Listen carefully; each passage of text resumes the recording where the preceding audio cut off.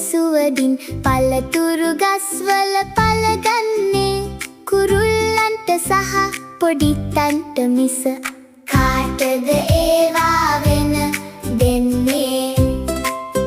අපි කාටද ඒවා වෙන දෙන්නේ? ටිං ටිං හඬ දෙන ලේනුන්ටයි කිචි විචි ගානා කුරුල්ලන්ටයි